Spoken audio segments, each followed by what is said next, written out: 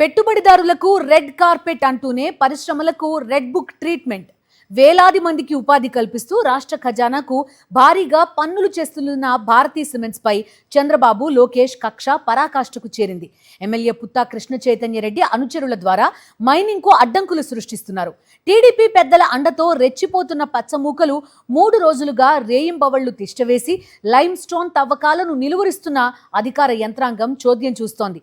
చంద్రబాబు నుంచి అందిన ఆదేశాలతోనే అధికారులు సైలెంట్ అయిపోయారని సమాచారం. జమ్మలమడుగు ఎమ్మెల్యే ఆదినారాయణ రెడ్డి ఇటీవల అల్ట్రాటెక్ సిమెంట్ పరిశ్రమను ముప్పు తిప్పలు పెట్టారు. మైనింగ్ ని అడ్డుకుని పరిశ్రమ ఉత్పత్తిని నిలిపివేశారు. 4 దశాబ్దాల చరిత్రలో ఎన్నడూ లేని సంస్కృతిని తీసుకువచ్చారు. అదే బాటలో కమలాపురం ఎమ్మెల్యే పుత్తా కృష్ణ చైతన్య రెడ్డి పయనిస్తున్నారు. వైఎస్ఆర్ కడప జిల్లా కమలాపురం మండలం నలలింగాయపల్లి వద్ద భారతీ సిమెంట్స్ 17 సంవత్సరాలుగా క్యాప్టివ్ లైమ్ స్టోన్ గనులను నిర్వహిస్తోంది. ఆ ప్రాంతంలోకి ఎమ్మెల్యే అనుచరులు అక్రమంగా ప్రవేశించారు. మైనింగ్ నిర్వహణను మంగళవారం నుంచి అడ్డుకున్నారు. బుధవారం రాత్రి పొద్దుపోయేంత వరకు కూడా అక్కడే తిష్టవేసి లైమ్ స్టోన్ మైనింగ్ నిర్వహణకు ఆటంకం కలిగించారు. ట్రాక్టర్లు, ఇతర వాహనాలు మైనింగ్ రహదారులకు అడ్డుగా పెట్టి కార్యకలాపాలను అడ్డగించారు.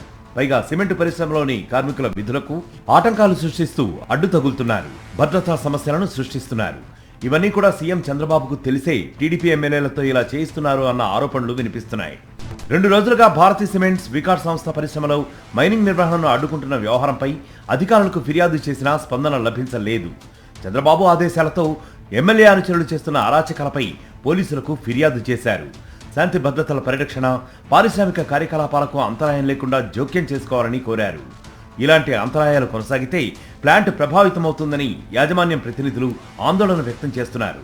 ఇదే పరిస్థితి కొనసాగితే 2 రోజుల్లో ప్లాంట్ కార్యకలాపాలను నిలిపివేయవలసి వస్తుందన్నారు. అయినప్పటికీ అధికారులు పట్టించుకోవడం లేదు.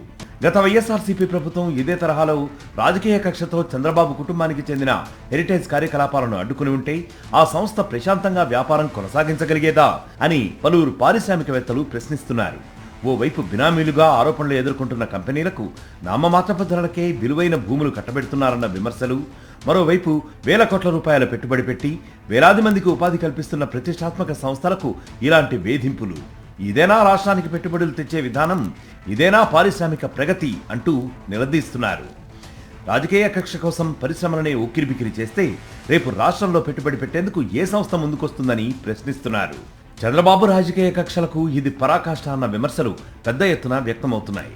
తనకు నచ్చని పరిశ్రమలపై చంద్రబాబు అండ్కో ఏ స్థాయిలో కక్ష సాధింపు చర్యలకు దిగుతుంది అనడానికి ఇదే నిదర్శనమని పలువురు పారిశ్రామికవేత్తలు అభిప్రాయపడుతున్నారు. మరిన్ని అప్డేట్స్ కోసం ఛానల్ ను సబ్స్క్రైబ్ చేయండి. నోటిఫికేషన్స్ కోసం బెల్ ఐకాన్ పై క్లిక్ చేయండి.